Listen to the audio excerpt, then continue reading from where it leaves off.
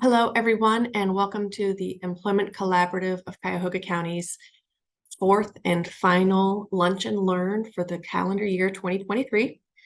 Today, we have Barb Judah presenting on how work impacts Social Security benefits. The Employment Collaborative was started in 2014 as a nonprofit that collaborates with over 60 nonprofit social service and governmental agencies dedicated to helping businesses access local qualified job seekers to meet their staffing needs. The Employment Collaborative of Cuyahoga County hosts hiring events and educational trainings to businesses throughout Cuyahoga County. These events help to educate businesses on the benefits of hiring individuals with disabilities, as well as giving them direct access to qualified candidates to fill their open positions within their businesses. The Employment Collaborative of Cuyahoga County has helped with over 1,000 hires in its history. Today we have Barb Judah from LEAP, and she is presenting on how work impacts Social Security benefits. For those who are not familiar with LEAP, Linking Employment Abilities and Potential is the full name. And LEAP was founded over 40 years ago by a woman by the name of Doris Brennan, a disability advocate who spearheaded effective state and national initiatives designed to bring practical supports, resources, and public policy change to people with disabilities. LEAP assists people with disabilities in achieving economic self-sufficiency, living independently within their own homes, participating in community life, including adaptive recreation, and finding and maintaining employment commensurate with their interests and talents. LEAP is federally recognized as a Center for Independent Living, and they're one of 12 in the state of Ohio, and they are CARF accredited and have been so for over 30 years. Our presenter today, Barb Judah, has worked in the nonprofit sector for 25 years, and for the last 20 has worked directly with persons with physical, cognitive, and mental health disabilities. She's been employed at Linking Employment Abilities and Potential, LEAP, since 2007, where she has worked in several different capacities. Barb has served as the agency's disability navigator, where she has helped individuals with disabilities understand the complex rules surrounding entitlement programs and assisted them in navigating the challenges associated with seeking employment. She went on to obtain her certification from Cornell University, School of Industrial and Labor Relations, Employment and Disability Institute, and earned credentials in work incentive and transition age youth benefits planning. These certifications ensured that Barb meets the standards necessary to enable her to assist consumers in navigating the complex systems of public benefits and work incentives. Barb currently serves as Director of Employment Services and Benefits and Employment Services Programs at LEAP. Now we're going to go ahead and turn it over to Barb, and Barb can tell us all about benefits and returning to work. Okay, thank you, Nancy. Thank you for having me. For the sake of time, we're just going to go ahead and jump right in. I'm going to speak about the overview of Social Security disability benefits and working incentives. I'm going to start on the left-hand side. It's my left, so yeah. So Social Security disability insurance. Social Security disability insurance, or SSDI, is a benefit of Social Security in which you are paid from prior work, your prior work history, or the credits that you have paid into the system. So to be eligible for SSDI, a person must have worked and paid Social Security taxes, which are your FICA taxes, and have qualified qualified quarter of coverage or credit. For 2024, I insert all the 24 numbers for people so that it have the 2024 numbers. For 2024, that number is 1,730. So all of us that work and pay into the Social Security system get 4 credits a year. Each credit is valued at $1,730. So you can either earn those 4 credits throughout the year, or you may earn it if you make 4 times the 1,730 in the first month of the year, then you've earned your 4 credits and you don't have to worry about it again to next year. Also, to be eligible for SSDI, you have to be not working or working and earning less than the SGA level. SGA stands for Substantial Gainful Activity, and it's a number that Social Security looks at when a person is working and either applying for Social Security or receiving Social Security. If the person earns above that number, then they're no longer eligible for Social Security benefits to receive Social Security benefits, or they're not eligible to apply.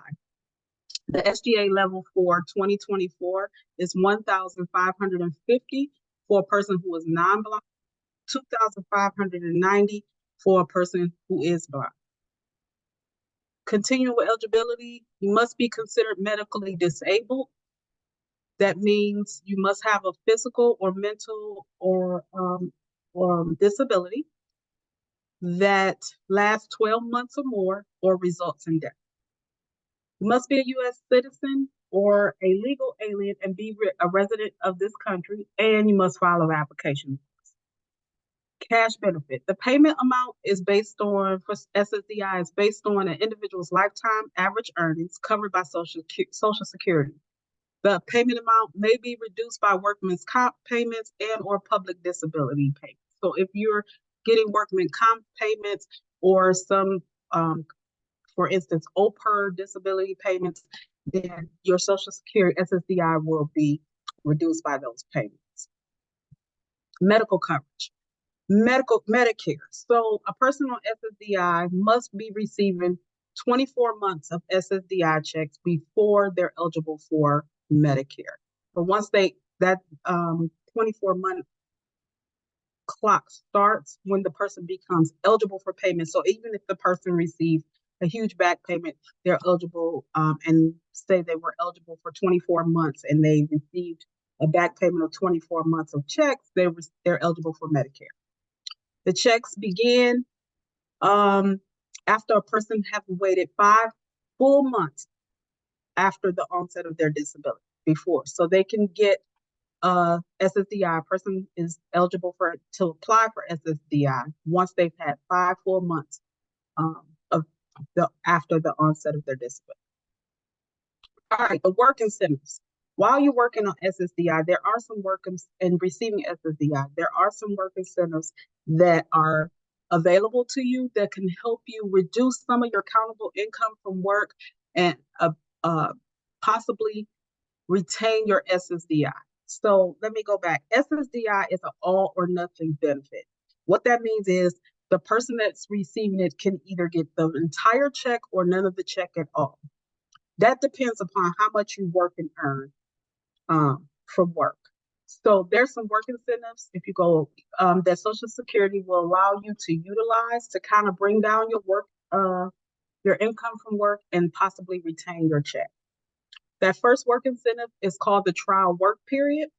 The trial work period is 9 months in which a person can work and earn any amount of money and not have anything happen to their Social Security disability. Those 9 months are not necessarily consecutive. You would only utilize a trial work period when you earn $1,110 in a month or more. So if the person works and earns $900, then they're not using a trial work period. Those trial work periods are 9 months in a rolling 60-month period, which means that you can earn them within that 60-month period. Once the person has, and it's a free trial for work, meaning you can make any amount of money and there will be no effect on your SSDI check. When a person has exhausted the trial work period, the next work incentive that is available to them and automatic is called the extended period of eligibility, or the EPE. That is a 3-year period or 36-month period directly following the trial work period, in which a person can go in and out of pay status, depending upon how much they work and earn, for instance. So technically, it's a safety net in which a person has to work, and as long as they work, if they work and earn below SGA, then they're eligible for that check. Any month that they work above SGA, then they're not eligible for their check. But it's called the re-entitlement period because they can go in and out of pay status depending upon their what they're working and earning, and not have to submit a new application. So that's what the extended. You get 30, a person gets 36 months directly following the trial work. Okay. The next work incentive I wanted to talk about was the impairment-related work expenses, or the IRWE. Those are things that work something like, I like to say they work something like tax exemptions. Those are things that a person who is receiving Social Security benefits need to go to work, and they also need them to address their disability or condition. The person must be paying for those things out of pocket. They can't be paid for by a third party. The process to getting an IRWE approved by Social Security would be that you would keep the receipts for the item or service that you're utilizing and calling an impairment-related work expense, submit those receipts to Social Security, and then they would look at it to see if it's an approved item or service. Example of an IRWE, a lot of the consumers that we work with use paratransit services from work, and they may buy a monthly bus pass for paratransit. I have a lot of consumers who retain that receipt. That monthly bus pass is $100+. They retain that receipt, submit it to Social Security, and then that $100 is deducted from their countable income before Social Security looks to see if they're working at SGA and if they're still eligible for their check. So that's how impairment-related work expenses are. The next work incentive is subsidy, and that is where a person could, there's two different subsidies. There's one subsidy where a person could be working, and because they're a person with a disability, they're receiving extra breaks, or they're receiving some kind of assistance from the employer that a person that's in the same position that they're working in doesn't receive. Then what they can ask Social Security to do is put a dollar amount on that assistance or those extra breaks. And if it's approved, Social Security will disregard that dollar amount from their countable income before they look to see if they're still eligible for their SSDI check. So that it could be extra breaks, it could be a job coach on the job site assisting the consumer that could have a dollar amount. They can determine a dollar amount for that assistance and reduce that dollar amount from their countable income before they determine if they're eligible for SSDI. The next work incentive is continuation of Medicare coverage. This is where a person may work above SGA, and if they work above the SGA and eventually are disenrolled from the rolls of SSDI, then their Medicare coverage can continue for up to 8.5 years, meaning that a person working and eventually being removed from the rolls of SSDI will not automatically lose their Medicare coverage. There's that safety net to continue into the Medicare coverage. And then the last one is Ticket to Work. That's where a person can sign their virtual ticket from Social Security to an employment network or either VR to be assisted with helping to find employment or receive or help with employment skills and not have that count against them, where they can walk through these work incentives.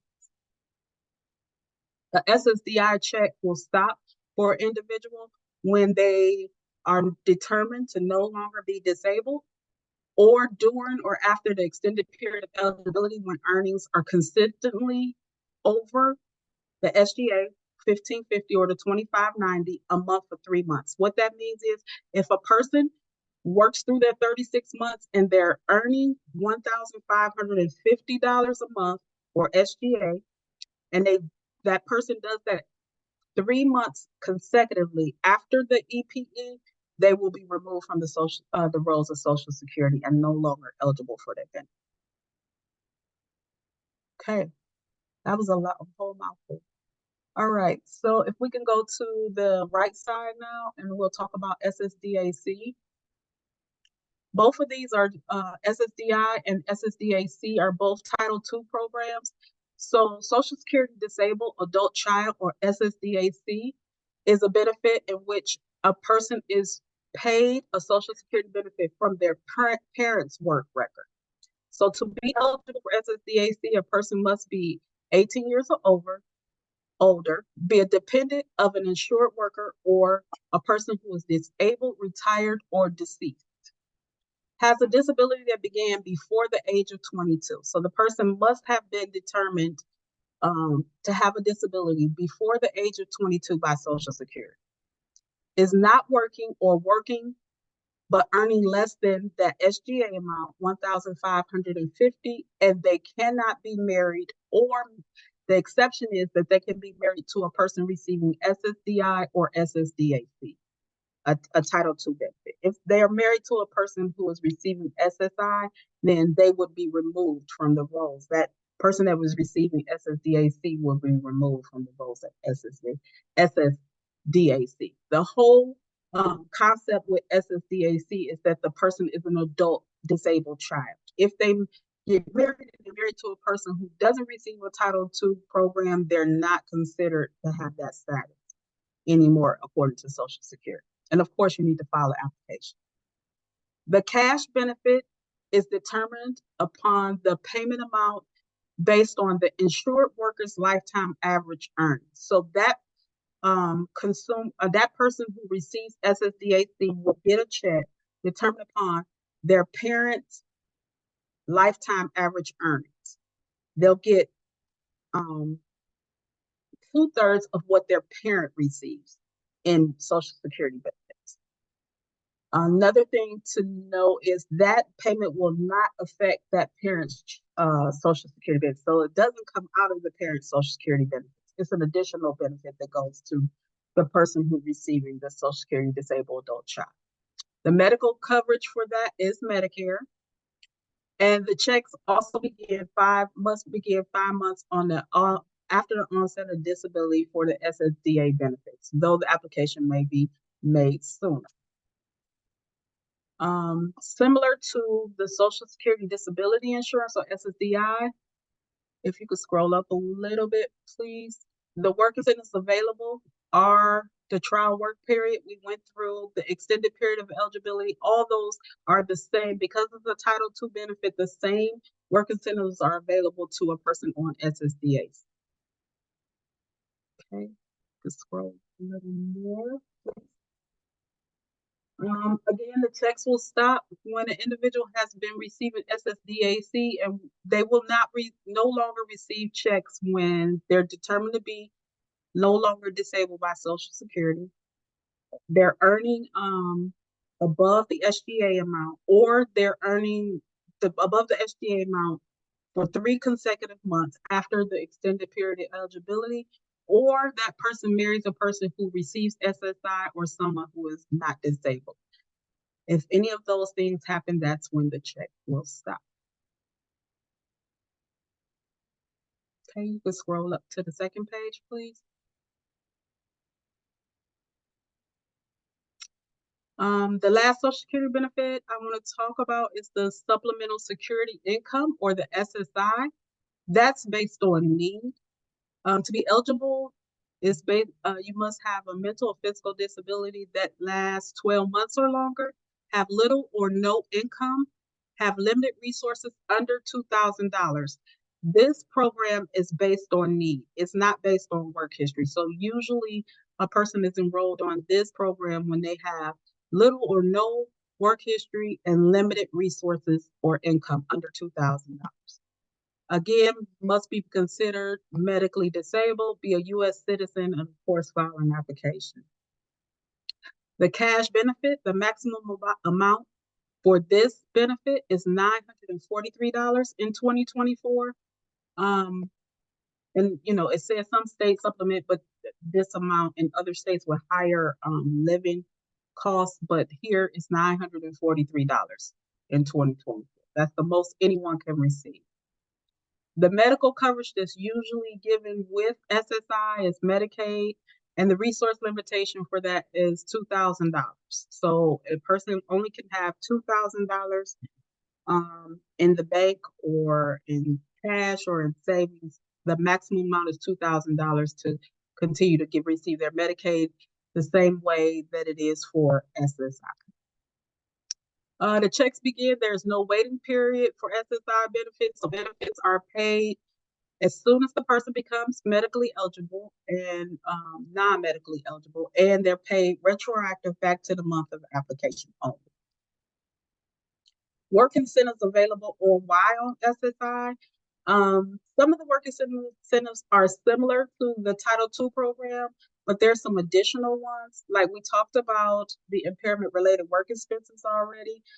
Also available to persons on SSI is the Plan for Achieving Self-Support, or PASS. It's a very underutilized program, but what that is a plan in which a person who is receiving SSI determines that they want to work and put aside that income, or if they're receiving Title II and SSI, they want to put aside some of that income to go towards a vocational goal or maybe a piece of equipment that they need to obtain a job.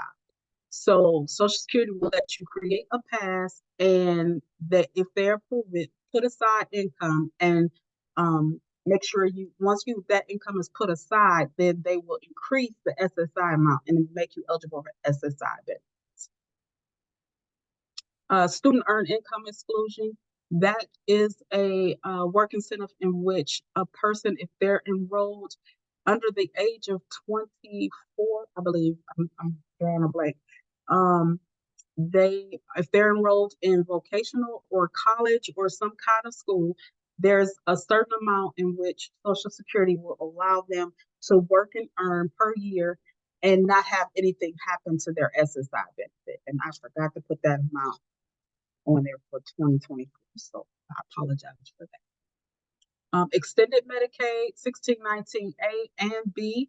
1619A is extended Medicaid, and it's where Social Security will allow a person to work and earn SSI and still retain their Medicaid as long as they're under the break-even point of $1,971. So $1,971. If a person is earning below that, then they're receiving a reduced amount of SSI, and they are also eligible to retain their Medicaid.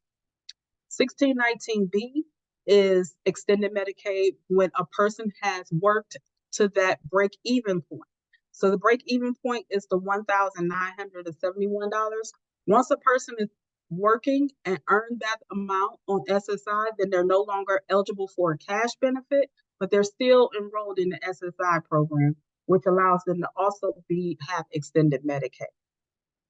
If a person hits that $1,971 amount and they become no longer eligible for the cash benefit, they must do that consecutively 12 months to be removed from the SSI program. So if that amount falls back below like the very next month, say a person is working and earns $1,971 in the month of December, but in January that amount falls below that 1971, then their SSI comes right back to them, and they don't have to worry about it'll be increased. I'm sorry, and they won't have to worry about losing their benefit. The resource, I think I said this earlier, but the resources cannot exceed the individual limit amount of $2,000 for SSI. Okay. And the last thing I wanted to talk about is the Medicaid buy-in for workers with disabilities, another underutilized benefit in Ohio. Um, is a is Medicaid buy-in for workers with disabilities allows a person to retain their medical coverage and work or to buy into Medicaid. To be eligible, you must be a U.S. citizen again. Be determined disabled by Social Security or Medicaid under the Medicaid buy-in Workers with Disability Medicaid Improved category. So it doesn't mean that you have to be receiving Social Security benefits to have Medicaid buy-in. It just means that you could have been determined eligible for Social Security benefits previously and just not receiving, have worked your way off, or you can go through the whole Social Security eligibility process, non-medical eligibility process to be determined eligible for the Medicaid buy. The Medicaid buy-in allows you to have $14,848 in resources and assets, as opposed to $2,000 in resource and assets. So it's a really good benefit for a person who is working to retain their Medicaid coverage, because they're allowed to have more money in the bank as opposed to the $2,000 that you're allowed to have with the traditional Medicaid. You must be working, and there's no set amount of hours that you need to be working. You could be working 1 hour a month and be eligible for Medicaid buy-in, as long as it's taxable. That hour is taxable. Must be age 16 to 64. And that's because at age 65, you become eligible for Medicaid, and have income or resources, income below 250% below the federal poverty level. For 2024, that's $36,450 a year. So a person is eligible for Medicaid buy-in as long as they're earning below $36,450. But even if the person is earning above that, there's a $20,000 income deduction that Social Security will allow a person to utilize every year to try to become eligible for the Medicaid buy-in program. Okay, I think that's all I have. I went through that pretty fast. Are there any questions or? Yeah, we do ask for all the attendees up or on like the taskbar where it says like chat Q&A, if you could put all your Q&A questions right into the Q&A box. We do have a couple. The first one is from Lori Kowalski. Barb, she asks, and I don't know if you guys can see this on your screen, but it said, is there a wait period for Medicare if someone is on SSDAC? No, there's no wait period, because they're being they still have to receive like 24 months, be eligible for 24 months of checks. So if the person that they're receiving the benefit from is not yet receiving Medicare, then the SSDAC recipient is not going to receive the benefits. It's according to the parent's workplace. Okay, and Lori also asked, do we need to apply for the Medicare, or will they automatically contact? They will automatically contact when you become eligible for the Medicare. All right. As of right now, I have no open questions unless people are typing in as well. Barb, I actually as I was listening, came up with a couple of questions, if you don't mind taking those. Absolutely. So if someone is receiving the SSDAC benefit, I've worked with a few young people who were receiving that, and they had an SSI and an SSDI payment. Was that because 2/3 of their parents' payment was not over that 943 or whatever that SSI payment amount was for the year they were receiving? So let me make sure I understand. They were receiving an SSDAC payment and an SSI payment? Yes. Okay. And the reason they're receiving the SSI payment is because absolutely they were not earning the 943. So they were getting some SSI to supplement. Remember, it's a supplement benefit to supplement the SSDAC. So then does that make them both Medicare and Medicaid eligible? Absolutely. Yes. Okay. As long as as long as a person is receiving $1 of SSI, they're eligible for Medicaid. At least $1 of SSI, they're automatically eligible for Medicaid. Okay. Right, and another before I go to the next question, for all the attendees, I did have a question pop through asking if those attending the event will get Barb's PDF cheat sheet, and yes, you will. You'll get a copy of the cheat sheet along with a follow-up email and a survey to answer as well.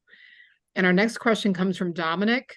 He asked, does a stable account eliminate the 2K limit? So no, it doesn't. Remember, a stable account shelters assets and resources. So if a part and the 2000, oh, okay, you said, does it shelter the $2,000 limit? And yes, it does. It shelters assets and resources. So if that money is put into a stable account, it's not counted against a person who received SSI or Medicaid. But that $2,000 limit is still there for the regular banking account, like the checking and the savings. Yes, but into a stable account, then it's not counted. Okay. Barb, Go ahead, I Melissa. was going to ask Barb, what is typically the most asked question, you know, from either a job seeker, a family member, a job developer to you in regards to the benefits and such? The most asked question is how much I can work and earn and not lose my benefit. And that is a loaded question and different for people who are receiving different benefits. So that's the most asked question. Mm-hmm. Yeah. Nancy, you had a question. Go ahead. Yeah, so when you're dealing with someone who has an overpayment, Mhm. and that's reduced their Social Security benefit, whether it's the SSI or the SSDI, does that impact their SSGA or their break-even points for SSI? So if the person has an overpayment for SSI, their break-even point for SSI would be 2 times what they're receiving. Let me take that back. Let me think. No. It doesn't affect the break-even point.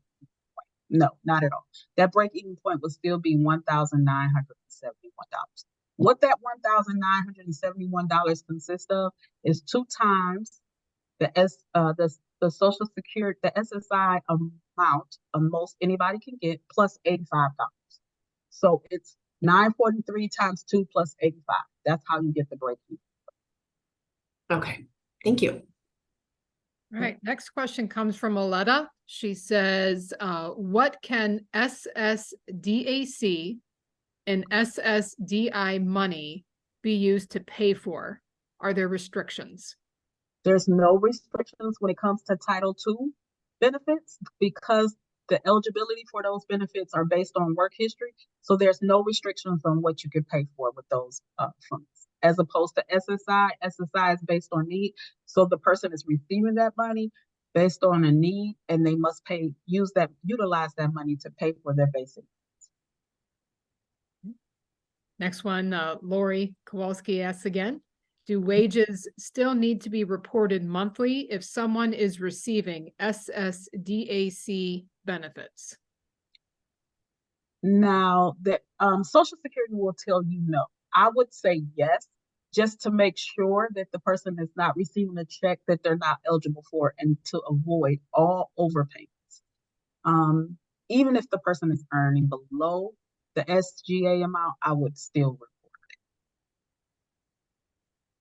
We have another question from Dominic, and the question is, under SSDAC, does insured worker mean a parent who works? Insured worker means a parent who's worked and paid into the system and are now disabled themselves or have a disability themselves and are receiving a disability benefit, or retired and receiving retirement benefits from Social Security, or deceased. Those are insured. That's what an insured worker can be. Barb, another one too, Jared pointed out, what are some tips or talking points to help families and job seekers with disabilities that are fearful of working due to losing benefits. So those So job seekers that think if I get a job, I'm going to lose all my benefits. So what are some talking points to help ease them through that process? I would say just to ensure them that there's a myth that you will automatically lose your benefits when you go to work, that you can work part-time and still receive your benefits. Um, there are work incentives that Social Security allow you to utilize to help you retain as many benefits as you can. No one loses their benefits all at once. Those are the things that I say. So I think those are some good talking points. Mm-hmm. And even if somebody is struggling with trying to find the answers, what is the best resource for them to reach out to? Because they might get stuck, on hold or something if they try to call Social Security. What are some resources or, places where they can get those answers answered quickly? Okay, so I would say the best thing to do when a person begins to work and they're receiving any public benefit would be to get a benefits analysis or a work incentive planning. I know there's a lot of people who do benefits services in the benefit analysis services in the area, me being one here in Leap. And so I recommend that anyone who has even decided to return to work to have a benefits analysis so that you can sit down with um, a a person and they can show you the entire picture of what would happen and the stages you will go through when you return to work. Great. And then we have another question in regards to the stable account. And the question is, if someone has a stable account, could they earn as much as possible as while they're working? No. So remember, a stable account shelters assets and resources, only assets and resources. When you're working, that money is considered income. So remember, you only can earn a certain amount on SSI, and up to 1,500, and I forget what the number is, or a little over $1,500 on SSDI before you lose your benefits. So it's considered any money you earn from working is considered income before it's considered an asset. Does that make sense? So if they're still going to look at that money before it goes into the stable account, so it would not shelter any money you earn from income, from work. Okay, next question comes from Aletta. She asks, where does food subsidy is its SNAP benefits, as in SNAP benefits, fit in? Okay, so SNAP benefits are based on need, the same as SSI is and Medicaid are. Any income that you receive from any other source, whether that be working or a gift or anything, will affect the amount of SNAP benefits. Usually SNAP benefits, like I said, they're determined upon how much income you have coming into your household. Okay. Dominic asks, with Medicaid, do you need to buy a supplemental to cover all medical issues, or is all included like dental, eye, etc.? So with Medicaid, I like to say is some of the best health insurance in the country because it covers everything. Medical, eye, everything. Dental, it covers everything. Dual medical equipment, everything. Medicaid covers everything.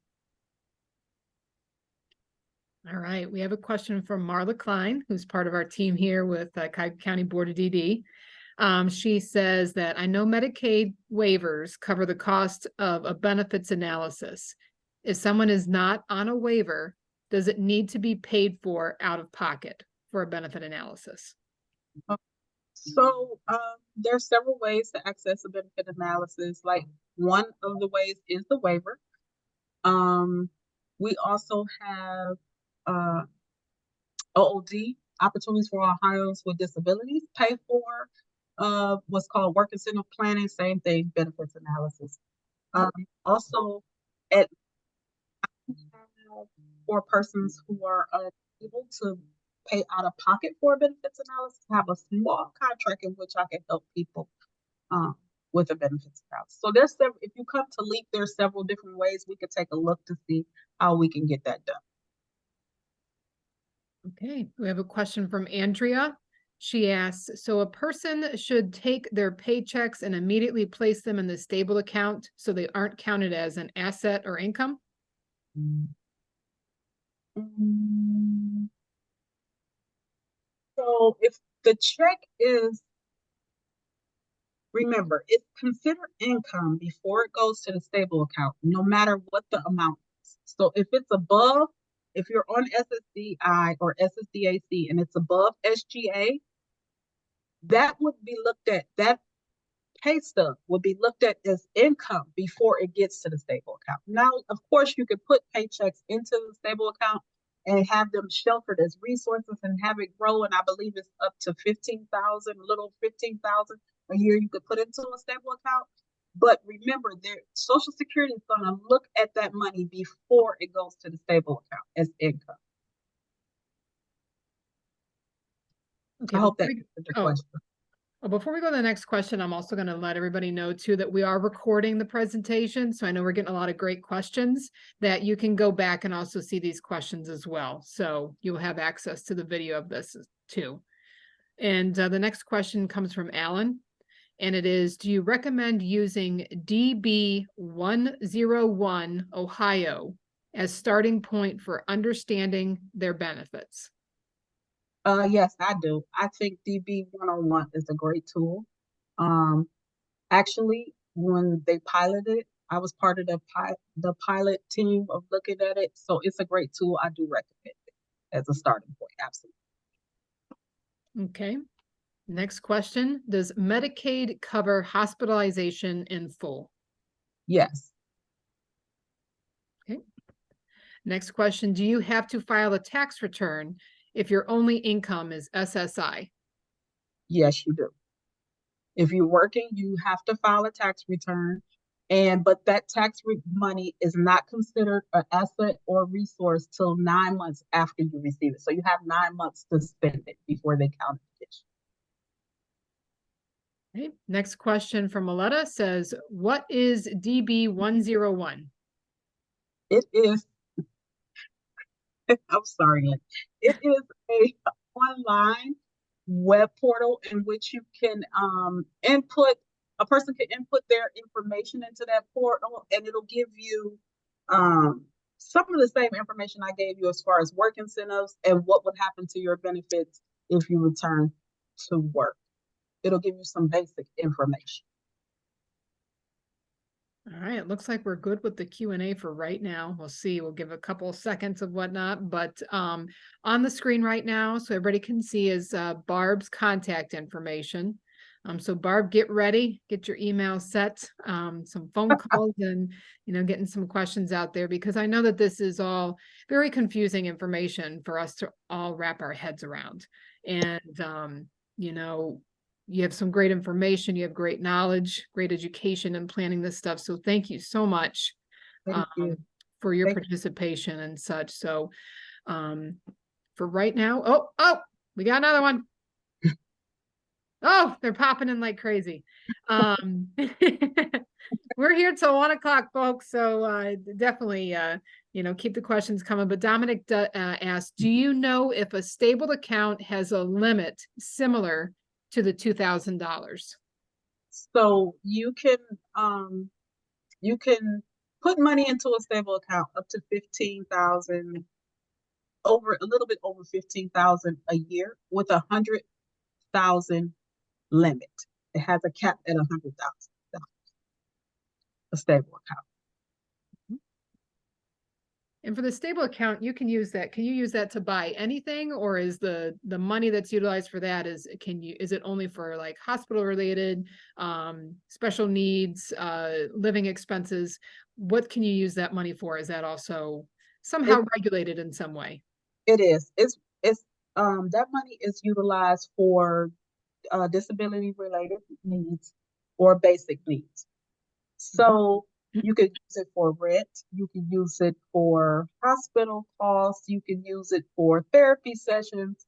I had a person who utilized horseback riding as therapy, and they were able to use the money in their stable account to pay for those.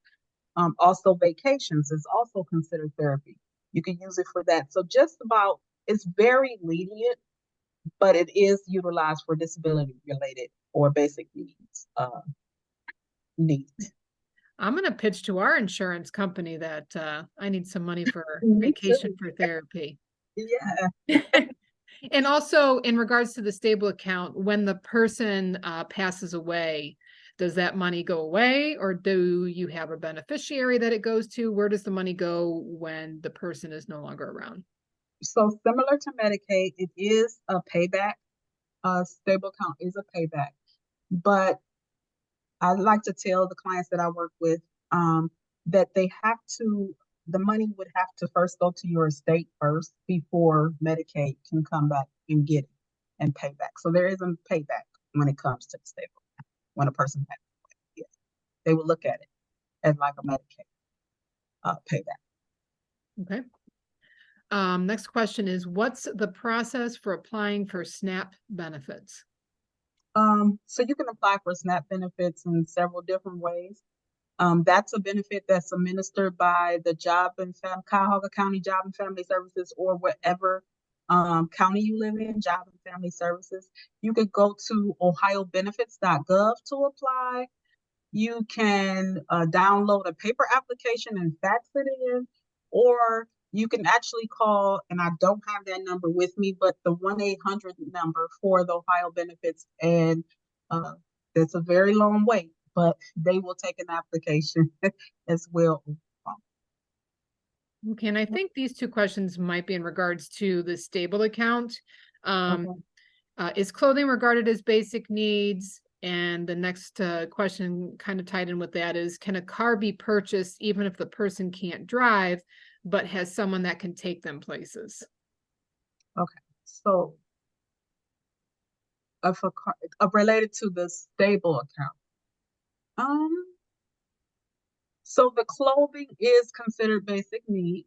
Can a car be purchased? That's pretty interesting. I don't see why not. Because you're saying that the person cannot drive because of their disability. I don't know. I would be interested to. I always say think outside of the box and try it and see if it gets approved. But I'm not sure about that. Sounds like we need to get somebody from the stable contact to do a Yeah. presentation too as well. And that's through the state treasurer's office, correct, Barb? Yes. Okay. Yeah. All right. Next question comes from Brenda. And the question is, if you are on SSDI, is there a $2,000 cap as well? No. If you're SSDI, you can work and earn that $1,550 per month before taxes. There is no $2,000. There is no resource or asset limit when it comes to SSDI. You can have as many resources and as many assets as you want on Title II. You can own houses, cars, whatever. They don't look at Social Security doesn't look at that. They only look at how much you earn from working when you're on SSDI. Okay. Barb, would you mind telling us a little bit about reporting income? Kind of the best ways to do that, and if there are different ways for SSI versus SSDI. Yeah. Okay. So reporting income is very important. You always want to report the income you earn in a month by the 5th working day of the following month in which you earned it. So for instance, any money you would earn in December, the 5th working day of January, you want to report that income. I always, and have been doing this for 16 years, always tell my consumers the very best way to report your income is to literally go down to the office, take copies of your pay stub, the local office, and get a receipt stating that you have reported that income. That way you have that receipt as proof. And if any overpayment or underpayment situation arise, you have that receipt as proof. You can also create a myssa.gov account and report your income that way. Or you can fax your pay stubs in. I really don't like that way because they may sit on someone's desk and never be entered into the system, but you can fax your pay stubs into the local Social Security office as well and report your income. Okay, we have another question. And it is, if on SSDI, is there a limit each month that can be in your rep payee account? A limit each month on SSDI? No, there's no limit that you can have in any account on SSDI. Remember, Social Security for SSDI purposes does not look at resource or assets. They only look at income earned from work. So no, there's no limit.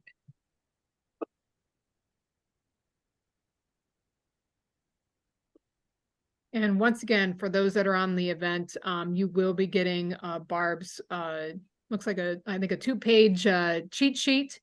You will have access to this presentation with all the questions and also Barb's contact information. We will put that in the email that comes out to you, and along with a survey as well. So a lot of information just to get some information back to us as well. Yeah, another one that popped in, and we're at 12:53. The question is, I have someone in their first job received a letter indicating substantial overpayment and potential loss of eligibility. She's only worked for 4 months in a tipped position. Monthly pay will vary substantially. It looks like SSI calculation or incorrect. She does not believe she signed up for TWP. Is there a way to protect her benefit eligibility? Okay, so it looks like we're kind of mixing the benefit. In this question, mixing the rules for different types of benefits. I would be interested to know if this person is truly on SSI or SSDI, because there's different rules for each program. But if the person is on SSI, it just depends. There is no grace period when you're earning income on SSI. So if the person was earning money, then the SSI check should have been reduced by that amount of money after a SSI calculation. So the short answer would be, I would have to actually see what is going on. I would have to see the letters and everything to answer the question. You have a recommendation for reporting tipped income since there's not a paycheck associated with it? So reporting tipped income, what can happen with tipped income? You can ask Social Security when you report it. You can ask, and I think people usually report it with their taxes, with their tax paperwork at the end of the year. You can ask Social Security to spread that income over 12 months so it doesn't make you ineligible for a benefit. And that's one way to address that income. But I think people usually report tipped income at the end of the year with their tax paperwork. Okay, Dominic had asked previously to define what is a basic need when it comes to the stable account, just because his impression of a stable account is a way around exceeding the $2,000 limit, but the funds going into the stable are SSI. So basic needs is vague, such as, pay for their share of a vacation, etc. So what is the definition of a basic need? You cannot use SSI funds to fund a stable account. So a basic need can be rent, utilities, anything you need basically for living expenses,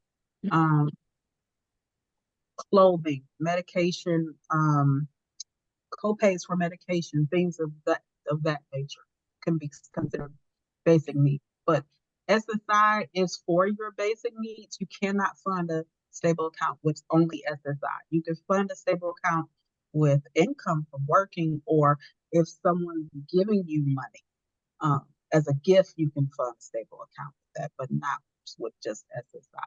SSI, remember, is based on need, and a person is eligible for that money to pay for their basic need or their expenses. Okay. And this is going to be our last question. Okay. And the question is, when my son first got SSI, I understood he had to have a rep payee Now he gets SSDI and works. Can he open his own account, or does he still need a rep payee account? I, the mother, am his full guardian.